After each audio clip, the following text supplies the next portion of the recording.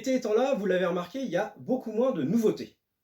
C'est pas un hasard, hein, s'il y a une trêve, façon de parler, entre le 14 juillet et le 15 août.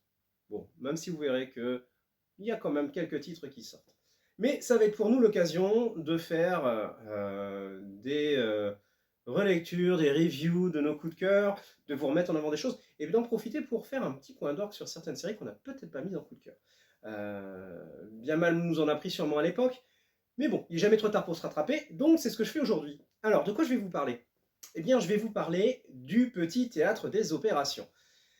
Alors, ces albums, parce qu'il y en a deux. Déjà, à l'origine, il existe une version virtuelle sur le net.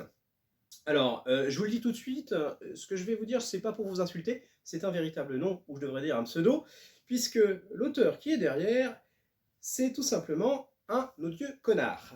Oui, c'est son nom de scène. Bon, alors vous remarquez très vite que ils ont changé. Hein. Maintenant, il donne son vrai nom quelque part, Julien Hervieux. Ah, c'est vrai que ça passe un peu moins bien, forcément. Mais bon, tant qu'à faire, autant dire la vérité. Il est connu pour sa plume acerbe, son humour, parce que franchement, il fait, voilà, il fait aussi des chroniques sur les films, et franchement, il défonce bien. C'est très très drôle. Hein. Si vous avez l'occasion, allez jeter un petit coup d'œil, lisez, regardez, ça vaut le détour. Sauf que voilà, petite adaptation en version BD, et je dois avouer que c'est un vrai plaisir. Car non seulement on se marre, pour le dire de façon triviale, mais en même temps on apprend. Parce que qu'est-ce que le Petit Théâtre des Opérations? Eh bien, tout simplement, ce sont des histoires vraies, des histoires de guerre, qui vont être mises en lumière, en dessin, donc avec la pâte fluide glaciale. Donc bon, une fois que j'ai dit l'éditeur, vous imaginez bien comment ça tabasse.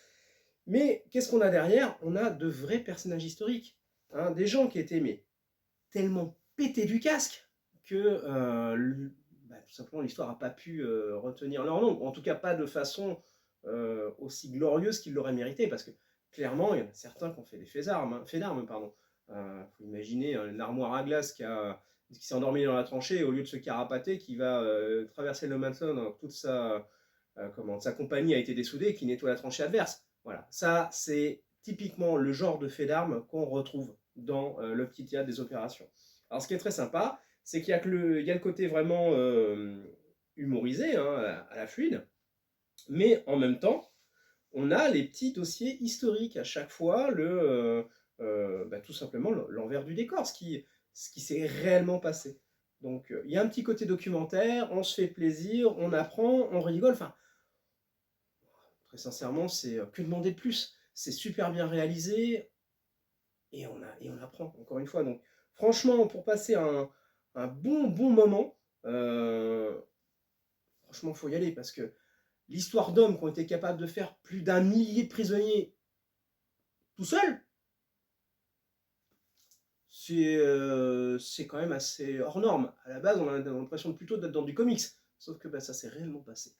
Donc, je vous laisse découvrir le Petit Théâtre des Opérations, ou le redécouvrir, parce que peut-être que vous aviez déjà vu le premier, vous avez oublié ou pas vu qu'il y a le deuxième tome qui est sorti, et franchement, c'est le moment d'y aller, parce que c'est un bon moment, et en moment de détente, c'est ce qui se fait de mieux en été.